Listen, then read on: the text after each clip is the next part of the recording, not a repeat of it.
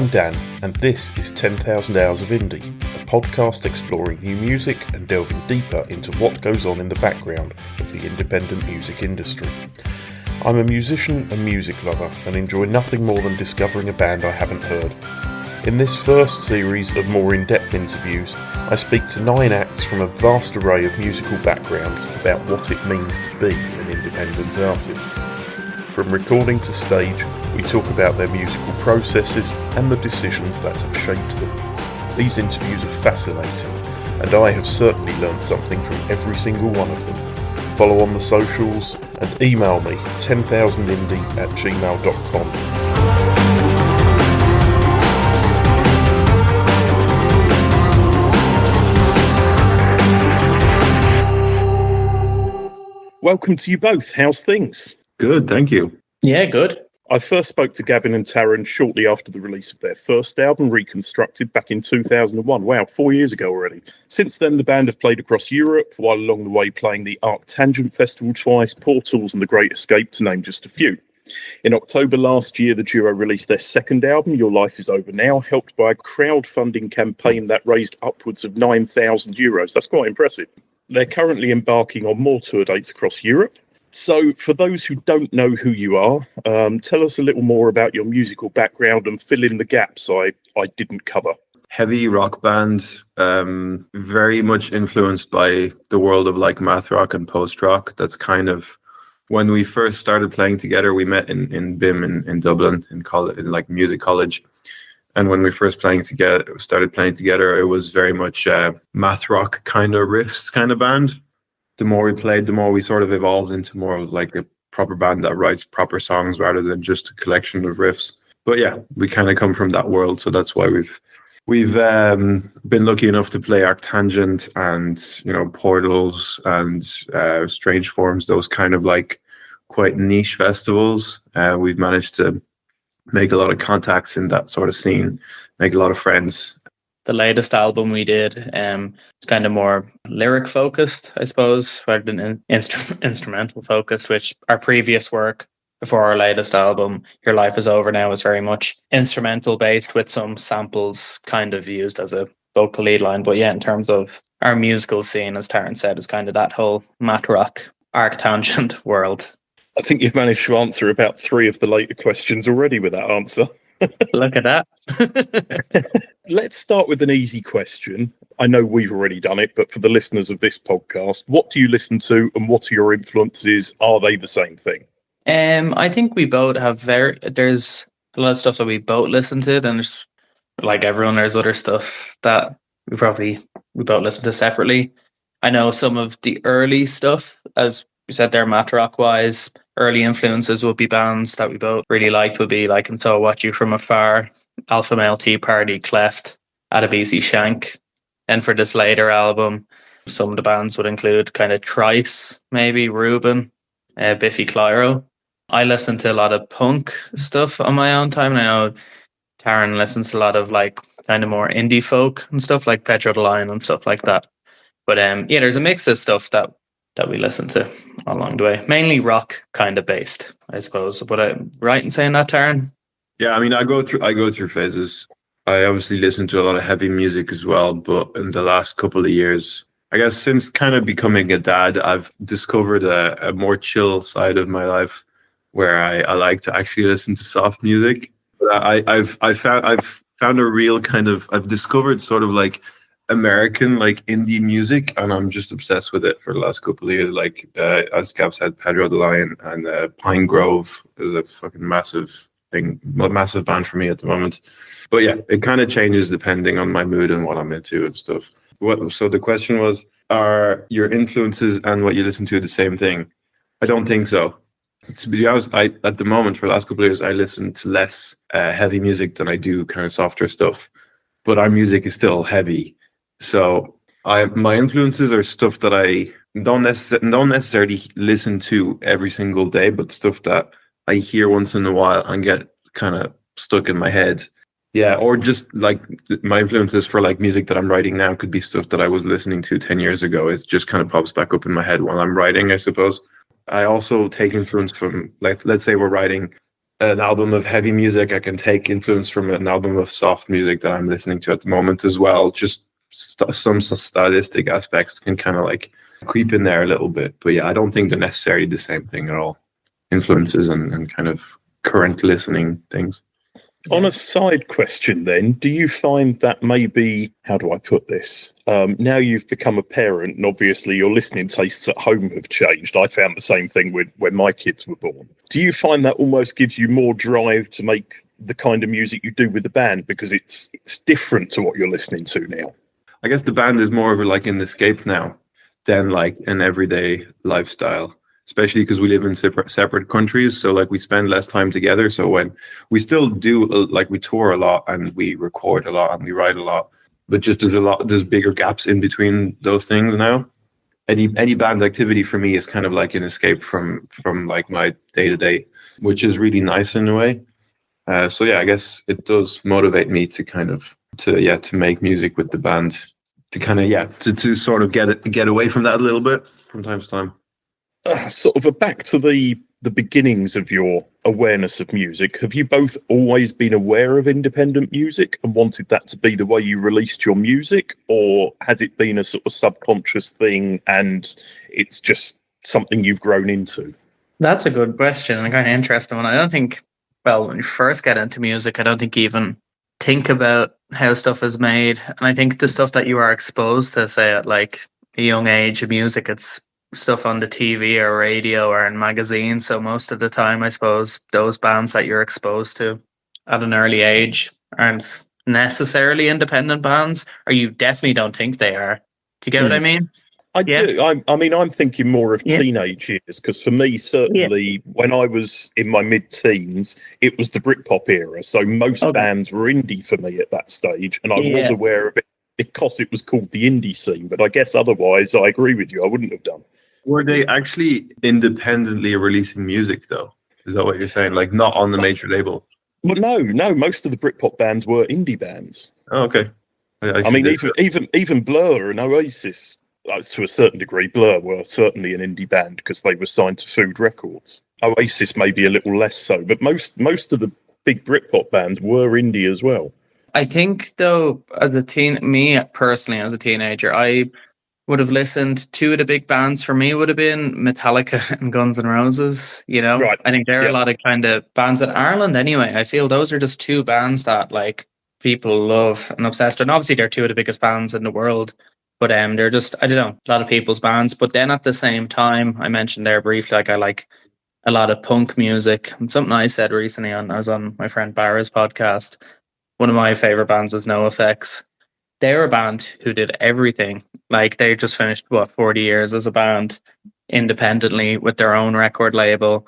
And I said on his podcast though recently, I remember coming back from tour with another band and I was kind of in a kind of weird space mentally. And I kind of have a memory of sitting on the couch with Taryn watching that Backstage Passport documentary, and that just kind of stuck with me, even though I was kind of in a foggy kind of place in my head where it was like, that's the way I want to do it.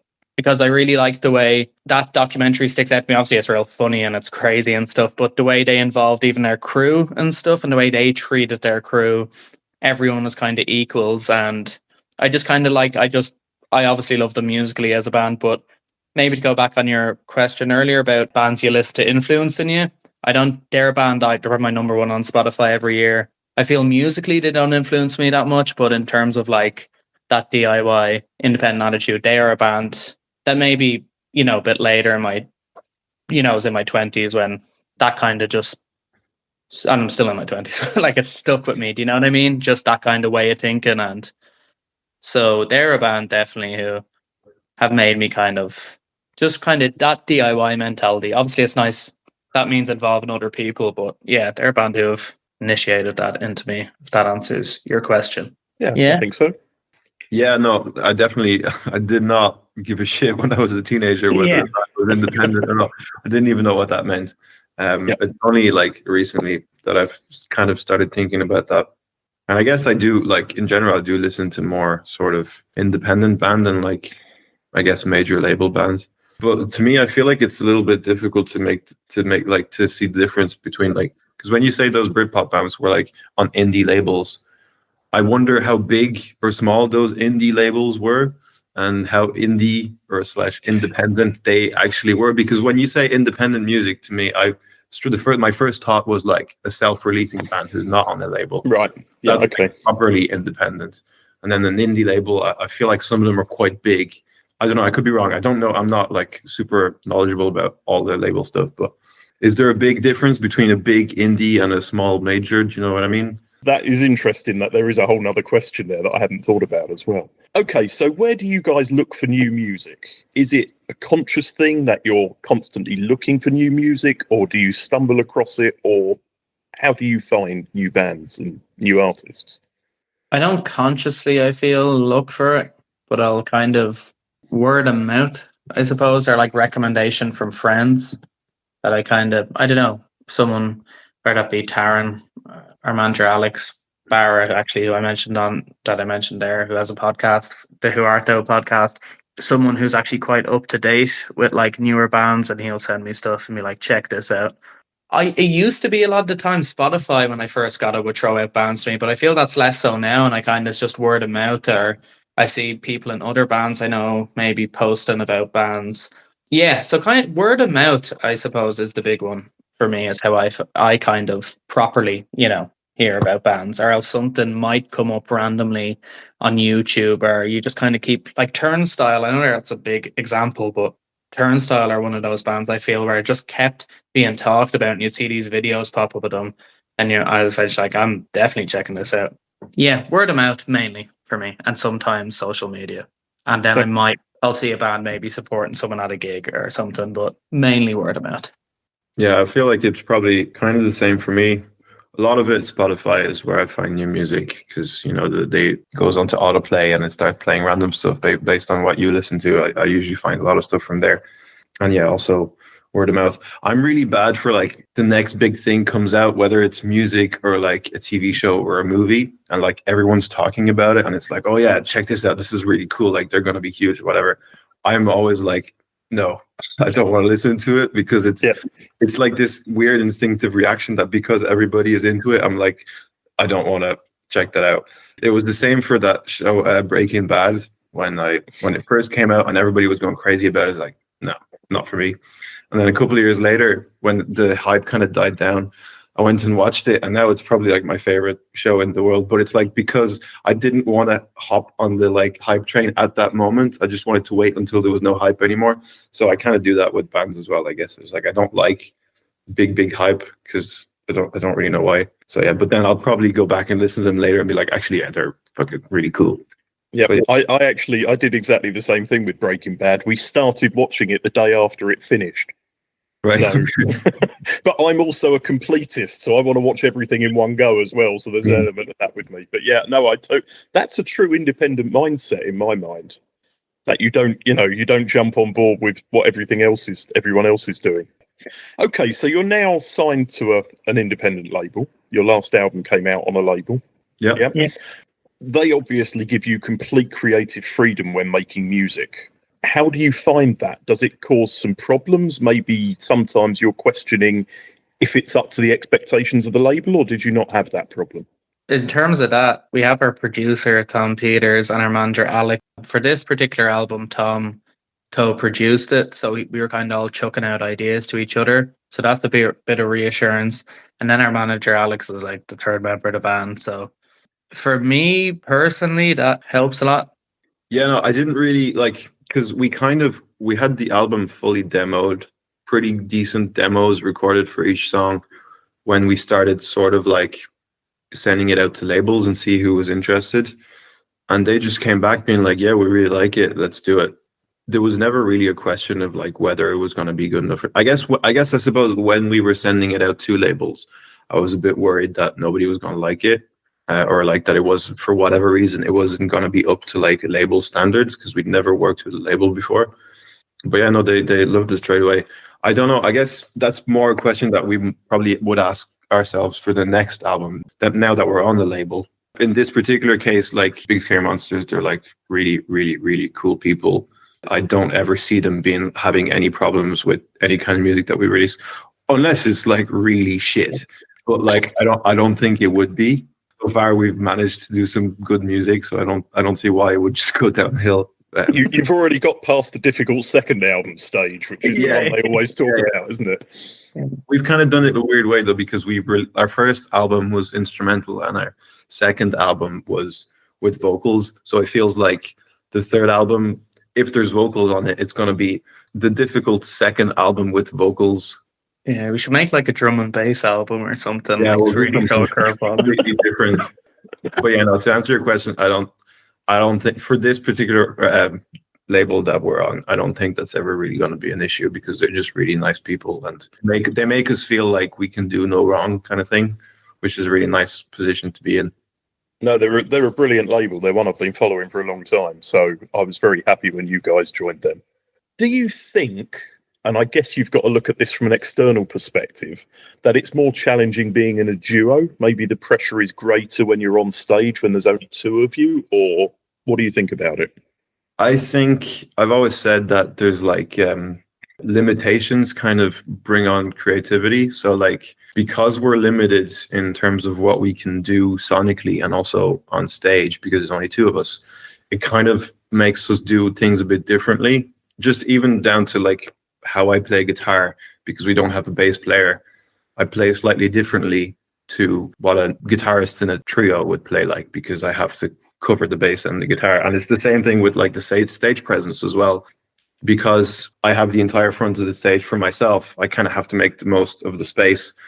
But in recent years, Gav has started to kind of fill out that stage a lot more as well. So he gets up from behind the drum kit and comes up to the front of the stage multiple times during the show.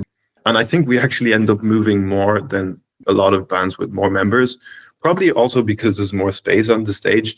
I actually think that is part of it. Like a lot of gigs, you know, that we play can be a very small stage, yeah, and you'd see like 4-piece bands and they're kind of crowded where, you know, we've more room. Like I get up any chance I'm kind of not playing the drums really on beside Tara and Arm Point, not someone in the crowd. And then it kind of makes it more interesting as well, you know, that there's just the two of us. And I suppose Taran does have that lot of space while he's playing. In terms of on stage, what did you say there, Taran? The limitations spark creativity or something. I like that. I don't think I've heard you say that exactly like that before. I've talked about it with people who have said it a better way. Like it was like within limitations lies creativity or something like that. But it's so true. I find it's really, really true. Yeah, it is true. There you go. I feel like this applies to me in every part of my life. But like, if let's say you're given like just a pencil and a piece of paper, you can do like anything and you just get to work and you just kind of do something, you know. But if you have 100 different like colored paints and 100 different paintbrushes and like all these different canvases and like all these different pencils, like where the fuck do you start? There's too many options. Whereas if you have just one thing, it's like creative straight away. You almost don't have to overthink it. Yeah, exactly. I don't like having too many options. And being a duo, you don't have too many options. You just have guitar and drums, and it's just like, okay, let's make something cool happen, you know. What is your creative process when it comes to making music? Do you take a guitar riff and build on that, or is there a drum part, or recently has it started with some lyrics? How do things work? So before we started adding lyrics to the songs, it would have usually been started with a guitar idea most of the time. Either like it was kind of 50-50. Sometimes we would jam a lot in the rehearsal room, and often an idea would come out and we would build something on that. Or it would be me playing guitar at home, finding an idea and then maybe building like half a song or a quarter of a song and then bringing it together and then we complete it. But nowadays, because we live in separate countries, I have a lot more time to like write by myself. So for the latest album, it was a lot more kind of sitting around the house with the guitar, singing along and kind of seeing what comes out. It was less guitar riff kind of based and more kind of song based in a way. So I'd write like a verse and a chorus maybe, but like kind of still stripped back and raw. And then whenever we would meet up, we would just play it together and build it from there, really, I think. Have you found that's an easier way to work than before or more difficult? I think it's just different. It brings different results as well. obviously I miss being close and like rehearsing every week, because then we would just spend a lot more time playing together and like creating ideas from scratch together. And I think for the next album, I was talking about this with Gav, but I would really like to try and do that a little bit more for the next album, to just really get into a room together and just play for hours and see what comes out. Just for just to kind of change up the creative process a little bit, depending on how you set yourself up when you're like starting a creative process. Even if it's like, if I'm at home, depending on if I use like one pedal or another pedal, something different will come out, because the circumstances affect what I'm doing. So whether I'm writing a song by myself at home or whether we're writing in the rehearsal room together, something very different is going to come out. So I think that's interesting to kind of be like, okay, let's try it this way. Maybe find a slightly different outcome, you know. How did you find writing lyrics? Because I know when we spoke 4 years ago, you were a little bit apprehensive about lyrics. I really like it. Yeah, in the last few years, I've started paying a lot more attention to lyrics when I listen to music.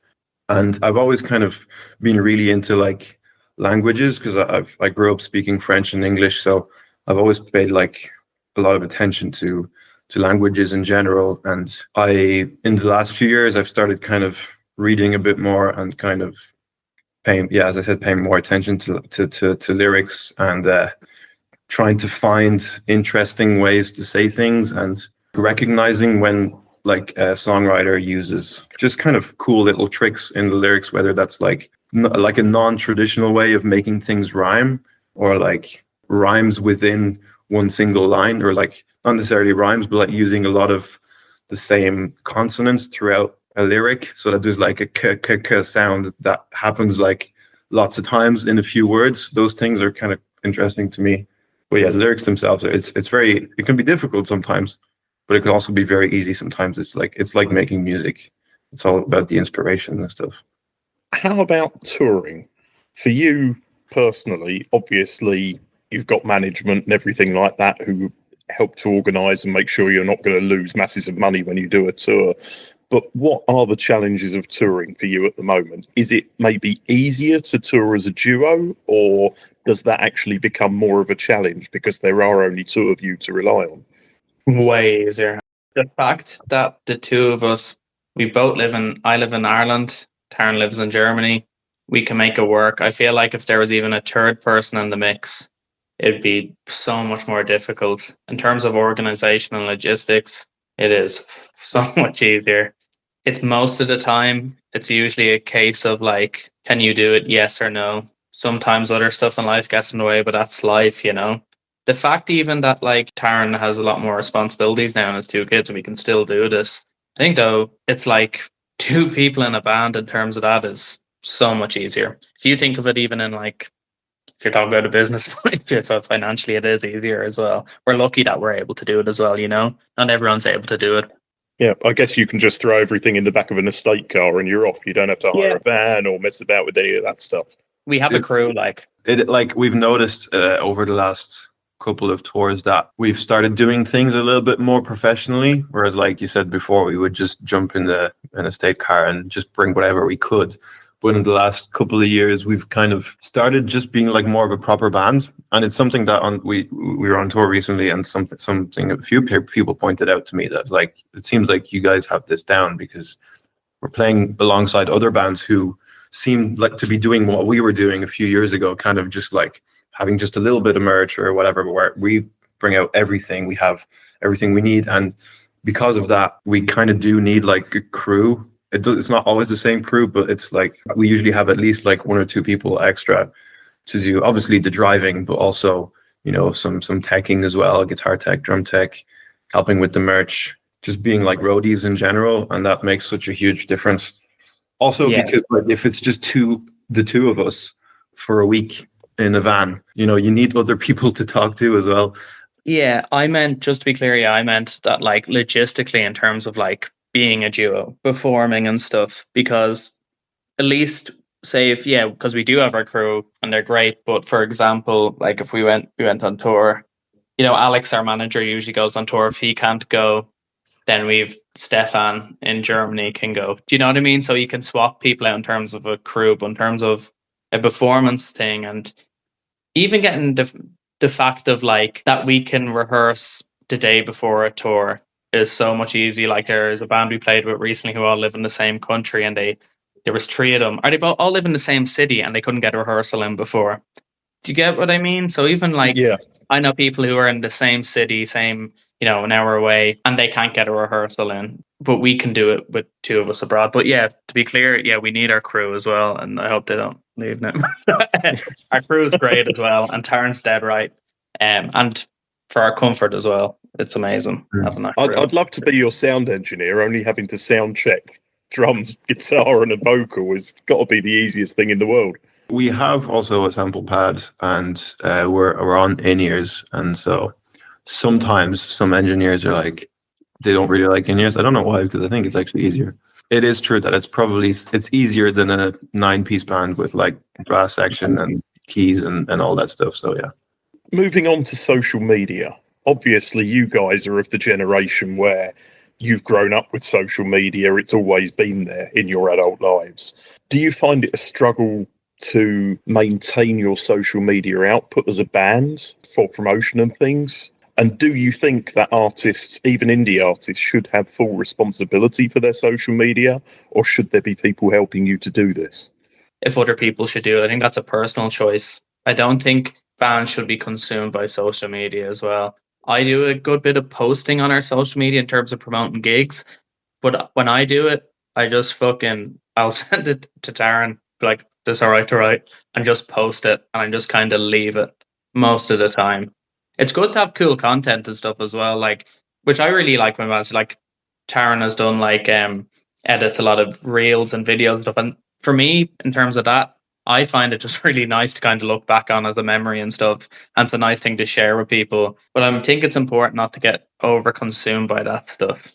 I think it's important to promote gigs and stuff via social media, also so you get people at your gigs, and also just as a respect thing to other promoters as well, to repost and reshare. But I think it's important not to get all consumed by it, because at the end of the day, it's the people who are listening to your music and like getting your physical copies most of the time, like a vinyl or a CD, and that connection, whether you sending out the merch or whatever, or else then for me, a big part of it's the live show and meeting people, at gigs and stuff, I think, because at the end of the day, social media is not real. But in terms of, so like, it's not though, it's No, only a part I know of exactly it. what Yeah. you mean. I think people just get too caught up on it, and that's even for bands looking at other bands' social media. I think so much of it looks bigger than it actually is, where it's about that actual connection that you have with your fan base, whether as I said, send them merch or meeting them at gigs. Like, the really awesome thing about social media is that you can really use it to kind of make your fan base feel part of the experience. Like, you can really show them so many behind the scenes stuff. Do live streams like in your rehearsal room. Bring people who like love your music and love your band really into the experience of, this is how we actually do things. And I think that's like super special. It's not really something you could do so much before. But the other thing that I will say is that, regarding what you said about like whether the band should do it themselves or should kind of get somebody else to do it, I feel like, of course, you can pay somebody to create like really nice content and to like have all your socials look immaculate and make you look like the biggest band in the world. But imagine if all the bands did that, they would all be putting out the same content. It would all look the same. It would all be so fucking boring. And it kind of is like that. Like, for a lot of bigger bands, I feel. I've done a lot of social media work and stuff for some companies, and like part of it was like analyzing what bands were doing online so that I could sort of like nick their ideas and like give them to our clients. And yeah, it was just, like, some bands were really good, and there were the bands who were clearly doing it themselves, where I was just like the singer of the band taking silly videos of himself during a video shoot, being like, "This is what we're doing. This is like," explaining what was going on the set, and it's just like a guy from the band talking, and that's like really fun because you get their personality, you feel part of the experience. And we do this as well, but it's like, cool looking videos and then the tour dates on them. Like, it's fine to promote a tour, but like if it's just all the time them looking cool and like not actually like interacting with the audience, it just It becomes bland. Yeah, no, I agree with that. The two things that stick out for me of what I've seen of your social media in the last couple of years were your campaign to get the Kickstarter up and running, which stood out because you had personality and there was a genuine sort of, look, help us guys, because if you want to hear the album, you're going to need to help us out. And also your pedal board. There was one on one of the songs where you were explaining the pedal board setup you had, which for a geeky person is exactly what I want to watch. And also there's a YouTube channel which is a pedal board show, and it's an hour long with people going through pedal boards. I don't want an hour, I want 3 minutes of this is how this song works, you know? If you want, I also have one of those hour-long videos, because I used to watch a lot of those shows and I actually really enjoyed the hour-long videos. So I did one myself just to feel a bit important. I have actually, it's really cool. It's on our YouTube channel. I know you won't check it out, but maybe other people will. Well, I would, but I'd never get to the end of it, unfortunately. Yeah, no, that's fine. The only one I've watched to the end was the first Graham Coxon one, and then they did a second one. I was like, I can't do two. I can't do two. Yeah. It's what are they called again? It's My Rig Rundown. Is it literally called that, or the pedal show or something? No, Rig Rundown is one of them, and that pedal board show I think is the one. Yeah, I think it's just That Pedal Show or something. I'm aware you've got booking agents in a few countries. You've got management who you've had for a while, and a label which others are often not lucky enough to have found. But as independent musicians, there must still be some big challenges. What are the sort of bits that, I don't know, maybe bits of knowledge you still feel you're missing or lacking? Or I guess breaking through the noise is probably like a big one. With all these like booking agents, managers, labels and stuff, I think one of the things that we still maybe struggle with, and I think a lot of bands struggle with, is like, for example, streaming platforms. How do you get your music heard by more people? Because that's where people are. I would hazard a guess that probably about 90% of people get most of their music from streaming platforms these days. Maybe not 90, but a large amount. And if you want to be heard, that's where you need to be doing probably like the most work. I've worked in a kind of music marketing agency, and we had no clue like how to do that stuff. And when we talk to like most label people or whatever, they also don't really seem to have much of a clue. And it's when people say like, oh yeah, you need to like have contacts, or you need to like sign up to this service to like get more streams or whatever. Usually those things are like bogus, and it's like fake streams and stuff. So I think that's a big thing that's still kind of an enigma. I think at the end of the day, it just lies in the hands of like the major labels who kind of like have direct links, or whoever has a direct link with an actual real person at Spotify or Apple Music. They're the ones who are able to kind of make things happen for their artists. But unfortunately, that's usually just major labels and people who are very lucky to know someone. Like we had a link with someone a few years ago, and that helped us a lot. Unfortunately, we don't have that anymore. So we can see straight away that our streams are like lesser than before. But thankfully, that's helped us to kind of like trigger the algorithm a little bit. So we've kind of stayed in there. But yeah, for me, that's kind of one of the biggest ones that we're still not really sure how to navigate that. You can do ads on Instagram and Facebook and stuff, but I still question like how effective those are as well. Unless like you're a professional who knows exactly how to do that stuff. But you said there about the streaming thing, we were lucky that we have gotten in the algorithm to a certain degree. Obviously, that can be improved and stuff, but it's kind of a head fuck. It's kind of hard to tap into like certain promoters and stuff and get on with like certain bands and stuff.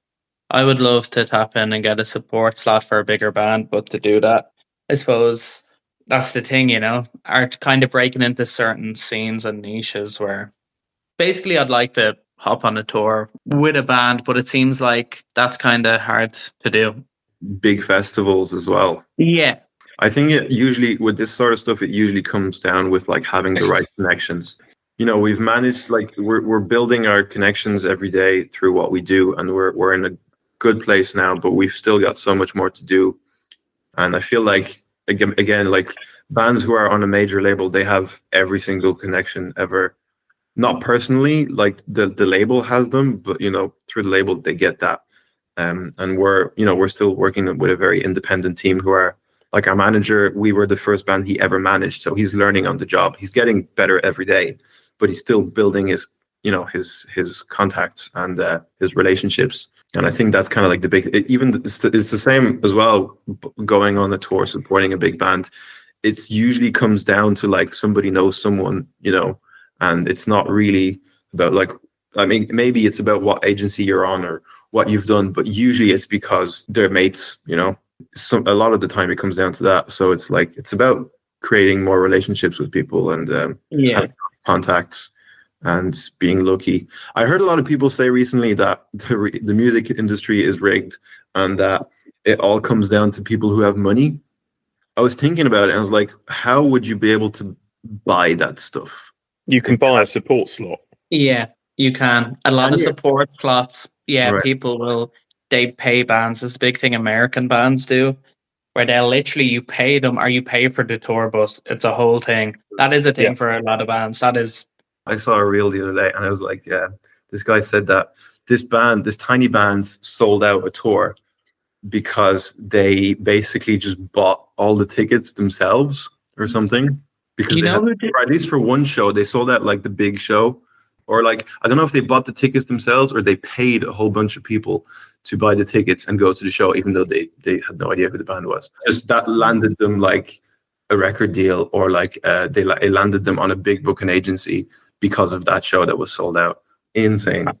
Arctic Monkeys did that. Didn't they? I've heard Arctic Monkeys did a thing where they booked the UK tour and they just brought all their mates like on a kind of minibus with them. But the Arctic Monkeys were the first band to ever show how good social media could be for a young band, weren't they? I mean, so you can't fault anything they've done after that, because what they did with social media to leverage media coverage was amazing.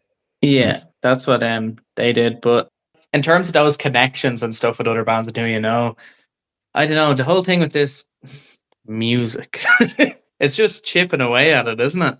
And I know that sounds so, but like, I think that's just, we've been a band, 8 years now? And I can see it where it's like, you see those improvements, and you can see certain people more are coming to the show, or people who have stuck with us, and it's like, you chip and you chip away. And for some people, it's like that. But then for a lot of the people who shoot up very quickly, they come down very quickly.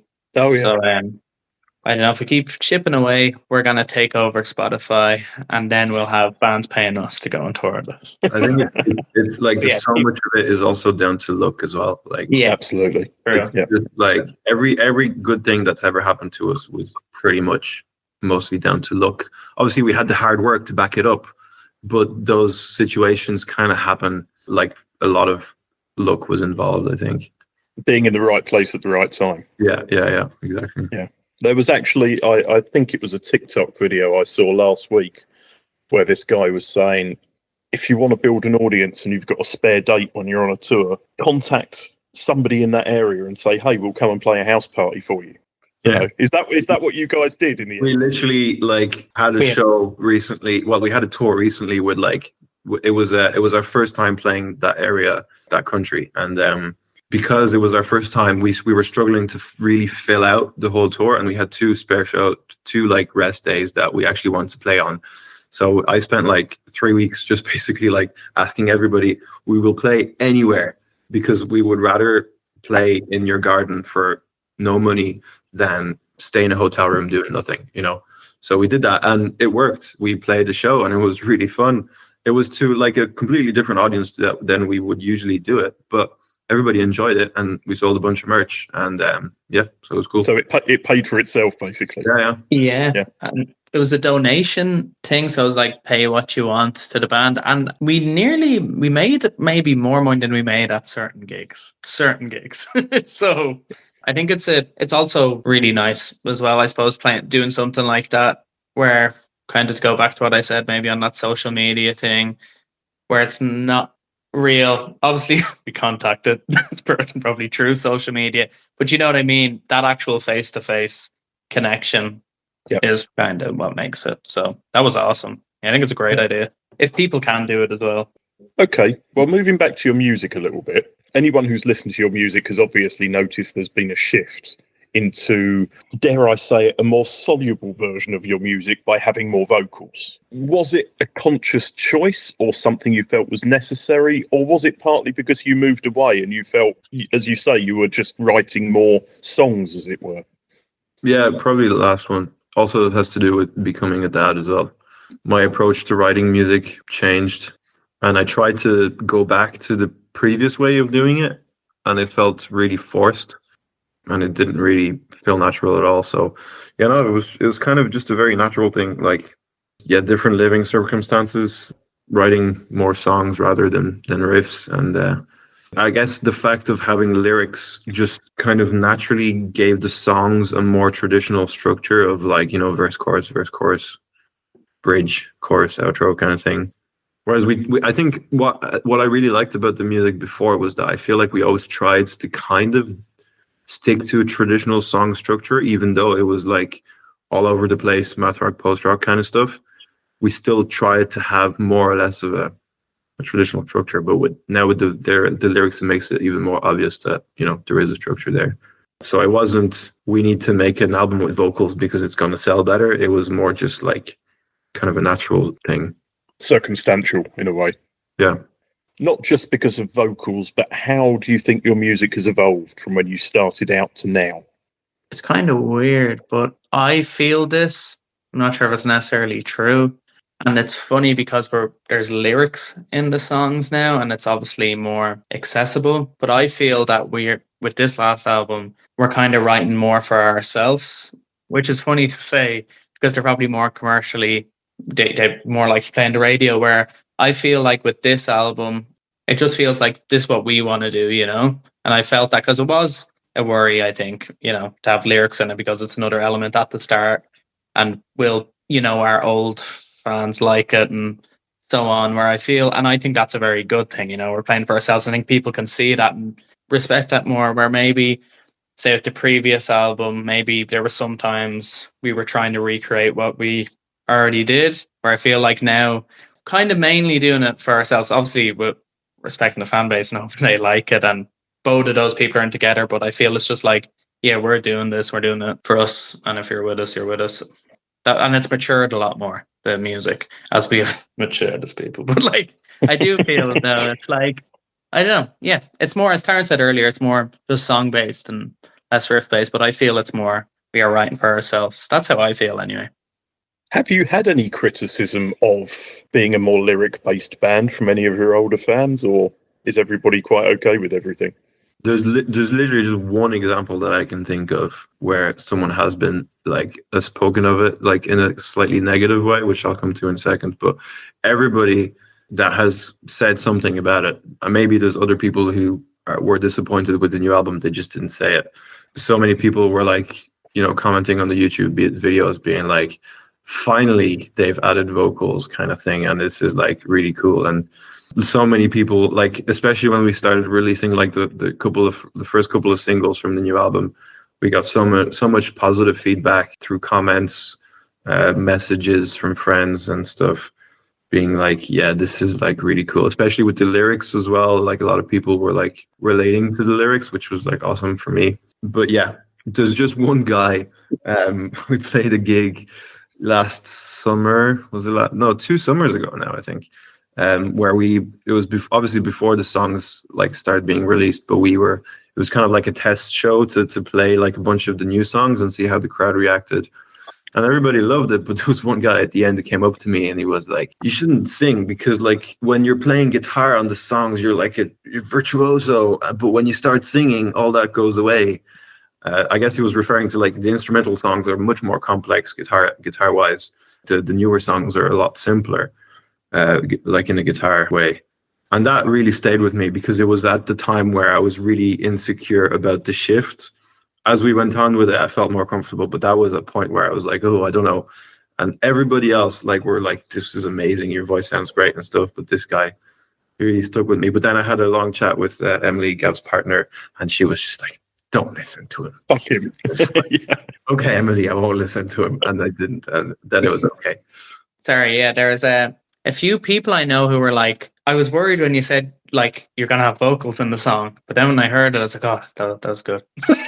Where I think they thought, I don't know what we were doing. I don't think they realized it was like lyric based, and then people were kind of relieved and liked it. I know you're saying like in a song kind of way, but I feel even in terms of just like a live band, I feel we've like just that fact of just fucking playing live all the time and playing together for 8 years, we've really developed our live kind of performance as well. And just whether that's playing with us or just feeding off the crowd and kind of interacting with the crowd and stuff, I feel we've come a long way with that. And I feel that's just down to, playing more together and seeing what works, what doesn't work, and trying stuff and making it a proper show. I feel that's something else we've really come on to. But to go back then on the lyric thing, yeah, thankfully there hasn't been too much. I don't think I've really heard any negative comments personally. I forgot about that thing, but it's all been positive, thankfully. You probably don't remember our interview 4 years ago, but my favourite song on the first album was the song with lyrics. So I was very happy, and I thought it worked surprisingly well. We're all totally fucked? Yeah. With 2, now 3 young kids in the house, I couldn't play it when they were in either. It's funny you say that, though, there as well, because, I said there a minute ago that some people are like, oh, I'm not sure. Oh, yeah, I heard you're getting lyrics, so I'm a bit worried. There were some people who were like, oh yeah, I was waiting for that to happen. And they kind of referred to We're All Totally Fucked. And it was funny because like myself, I just never really thought of it. And I was like, really? And it's like almost as if some people saw it heading in that direction before I did, which is cool as well. Obviously I would have still listened to it regardless, but it worked even better than I thought it would. So I was very pleasantly not surprised, but we must have that song into the set again. Someone asked for it a few people actually have asked about it recently, and we haven't played it in ages, so you're just giving me an idea to add that into it. You'll have to come over to Finland and play it. As we mentioned, you've released your second album in October. You've got some more tours coming up through this year already booked. Are you already thinking about album 3? My favorite part of music is writing and recording, and like seeing a song go from like the initial small idea of like a riff or a melody to us being in the studio and like putting the layers and seeing it build, and like that gives me like the most satisfaction. Whereas I think Gav, he's more like loves like the live side of things. So I'm always like, I love going on tour and stuff, but I always can't wait until we start writing the next thing or recording the next thing. I am thinking about it, and I'm thinking especially about like I kind of mentioned before, like how I want to approach it. And like I said, I want to try and like just get together, maybe go somewhere we've never been before and like rent like a house somewhere and just stay there for a week and just play a load of music together. Because like I said, this new album was written very sort of me at home, bringing ideas to Gav and working on them together. But yeah, I'd like to kind of build ideas from scratch together in a room, and very similar to what we would have done at the start. But now that we have the vocals, it's like we haven't actually like properly like jammed with vocals yet, which I'm really excited to try, but also scared because I don't know how to jam like singing. I know it's really hard. Yeah, I know how to jam guitar. Like I've done that all my life, but to jam like singing is going to be like just yelling out random words. I guess I probably need to prepare a bunch of like cool sounding sentences and then just throw them out randomly. But yeah, I'm really excited about that, to kind of have a bit more of like an organic approach to it.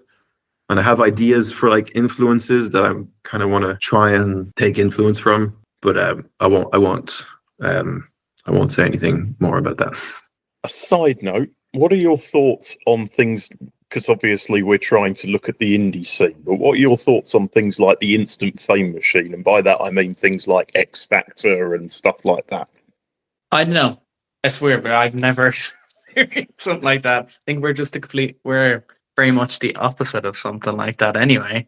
As I said there just a while ago, we're slowly chipping it. In terms of that, I don't know. It's kind of sad, isn't it? I actually watched an interview. This guy from Derry, I think, from the north of Ireland, who was on the X Factor.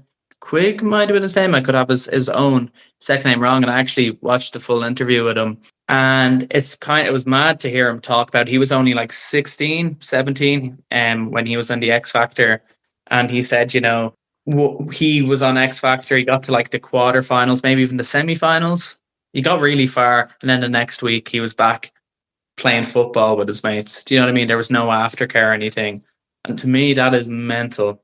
When we both come back from tour, we literally texted Matt earlier, you get that post-tour blue thing. that classic thing where at least even though it's on a much smaller scale, at least there is some sort of aftercare where even that thing of us text like, how are you getting on? Oh, a bit sad. Yeah, same. Like even that bare minimum thing, or talk to our manager where like, it's mad to me that those like McDonald fucking shooting up the fame thing, they just don't give a fuck about you. So I suppose my opinion on that stuff, it's sad and it's sick that like, there was no aftercare for him.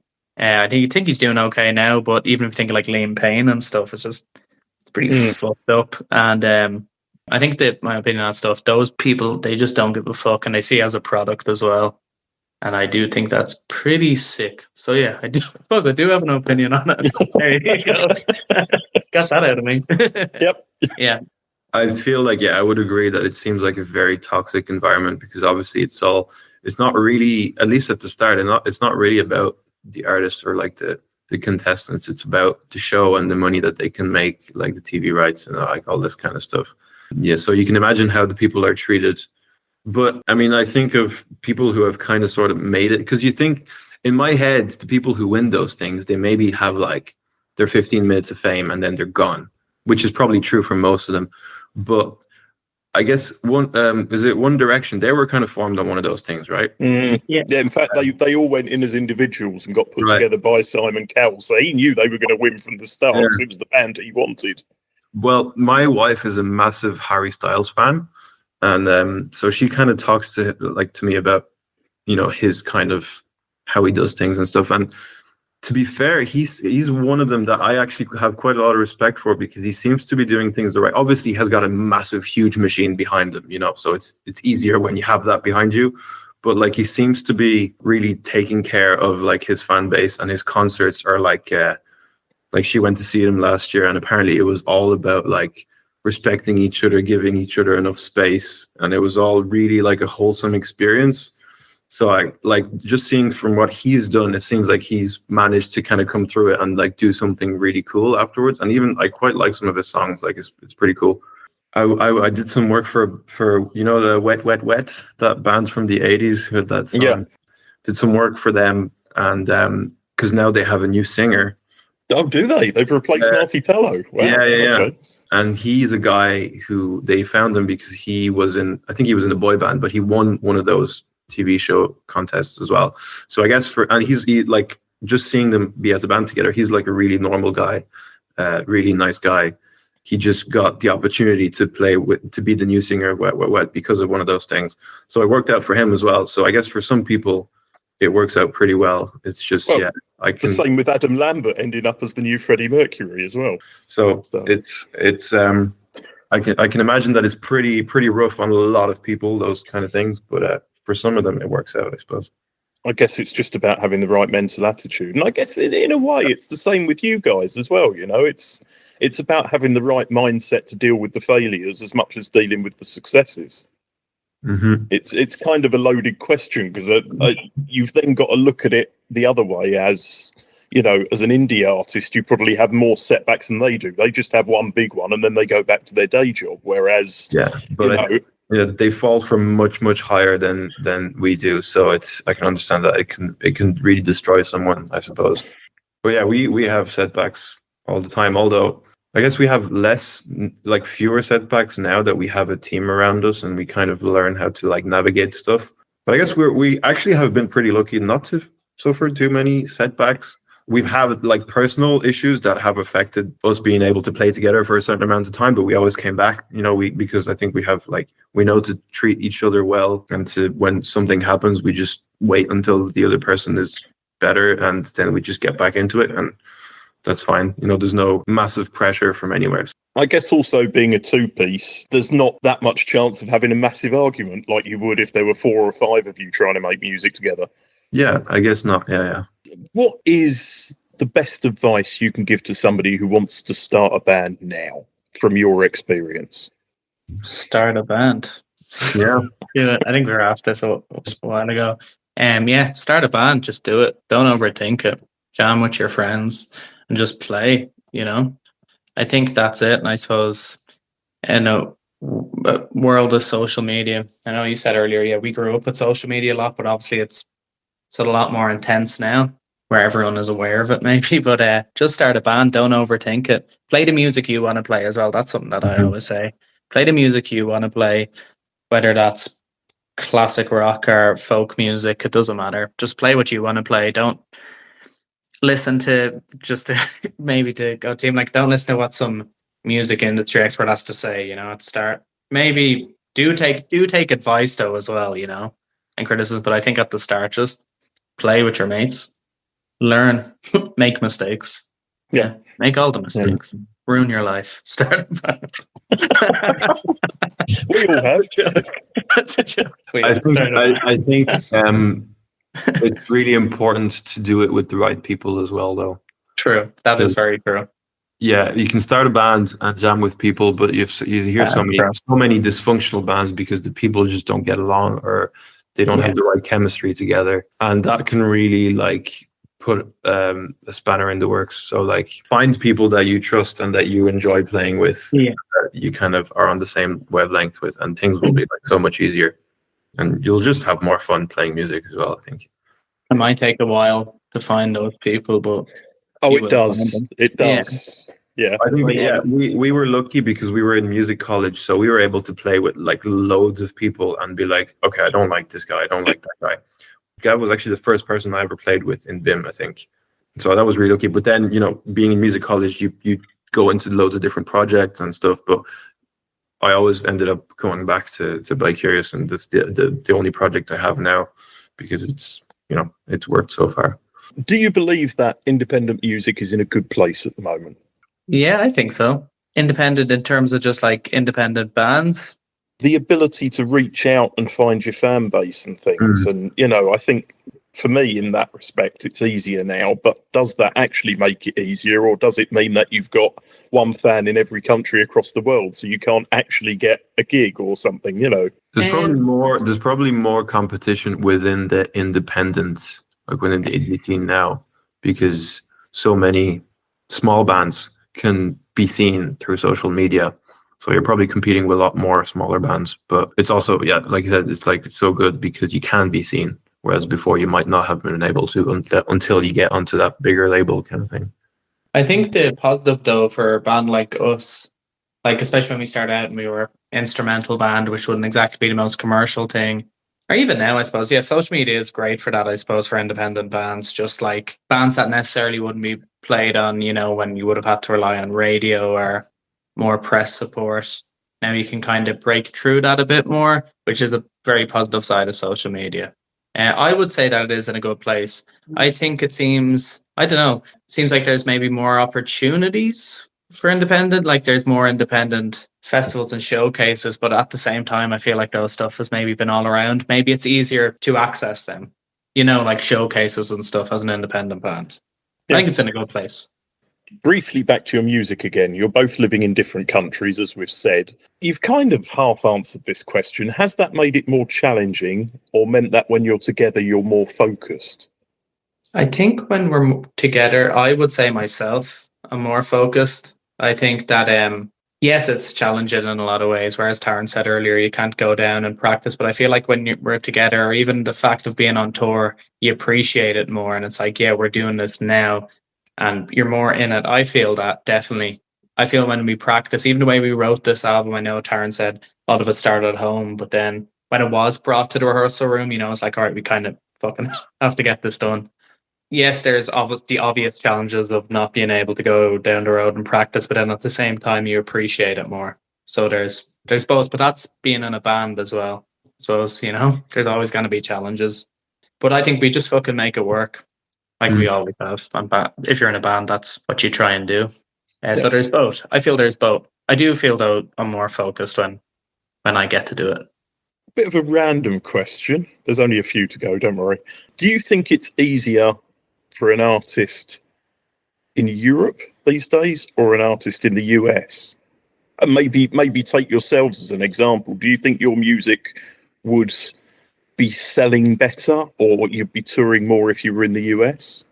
Don't know, to be honest. I don't have experience with America. We've never played there. I'd imagine though with what's his name, it would be a lot more fucking difficult now. God, yeah, to be honest, I don't know. I suppose, yeah, I actually don't know. I'm the same. I don't really know Yeah. how it works over there. Yeah. In terms of touring, it's probably a bit easier on this side.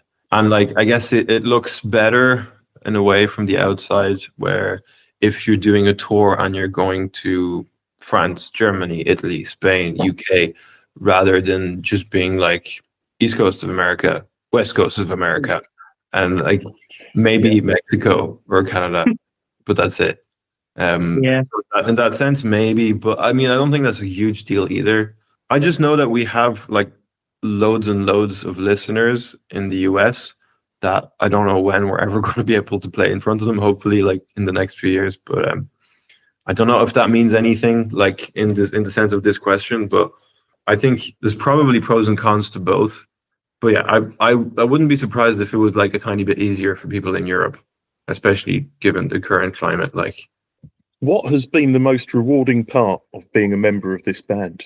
Getting to, I suppose, travel a lot. I find, as turns out, I really enjoyed the live aspect, but not even in terms of the live aspect, the fact that we've been able to record, in England and Leipzig, and the fact that we can gotten to play and meet people who've liked our music from different countries and stuff. And some people have traveled from different countries to see us. Like people travel from France to see us in Norwich, of all places, in England, and then people travel from Netherlands to Belgium, Germany to London. Like it's that, I think people listening to our music and appreciating our music, and I keep going back to it, but that kind of real life connection thing with people that we've met has been lovely, and it's a privilege to be able to do it as well. To be that we're able to actually travel, because not everyone's able to do that in a band. Yeah. So like just even the fact, we get to travel, and we've been a band for 8 years. Just being in the band, I think, is a privilege in itself as well. But yeah, meeting people who have been able to connect to our music it's been really nice. yeah, I would say something very similar, but creating connections with our manager Alex, like meeting our manager Alex, who has become like one of our best friends. We wouldn't have met him without the band, probably. Meeting our producer Tom, who's like a legend as well, and creating that sort of working relationship with him, where we like trust each other when we go together into the studio to kind of make something happen. I think that's really cool. And yeah, I guess being like getting the feedback from people that our music has like touched them in a specific way. Like we were on tour recently, and there was a guy who drove like 2 hours to come to a show in a country that we'd never been to before. And he was like talking to us about how he had recently gone through a divorce, and like our album was like one of the only things that kind of like held him together during that time. Other people saying like they could really identify with the lyrics of some of the songs, and like they cried listening to some of the songs. Like all that stuff for me is like crazy. But it's also, I've had those feelings listening to other artists. So to know that we're having that effect on some people is like really awesome. It's really cool. I like it. Yeah, well, I guess that's what you do it for, is for a reaction to, for people to be connected to music. It's partly we do it for us, but also, to kind of the people's reaction is what makes us kind of keep doing it, I suppose. It's a bit of both. Okay, well, that's about it. For anybody who's dumb enough not to know how social media works, where are you? How can people find you? And what would you recommend to be the first track somebody listens to try and get into the band? Well, you can find most of our social platforms are either Bicurious Band Official or Bicurious Band. So try either of those and you'll usually find it. We have a website as well, which is Bicurious Band Official. First track, I have no idea. It depends what you're into. If you're more into like alternative rock, probably listen to the new album. I would say maybe listen to Uncle Kevin, because that seemed to be one that people like a lot. Yeah, I'd say Acrylic Fences. It has all like, it's a bit dancey. It's a bit dark. There's instrumental section and like a good long instrumental sections, and then there's the lyrics. There's no samples though. But yeah, I would say Acrylic Fences. But Uncle Kevin's a good shout as well. People were really digging that the last tour. So Okay, well, that's it, guys. Thank you very much. We look forward to the third album being a drum and bass album, apparently. And hopefully we can chat again closer to the release of the new album? When that eventually rears its head, probably end of next year, maybe, if you get the time. Yeah, we haven't even started writing, so it might be a little bit longer than that, but we'll see. We don't do things very, very fast. We usually take our time with stuff, so might have to wait a little bit longer. Maybe some teasers before that. Okay. Yeah, there might be Okay. some songs left over, but who knows? Okay. Great. Cheers, guys. Thank you. My fun. Thanks, man.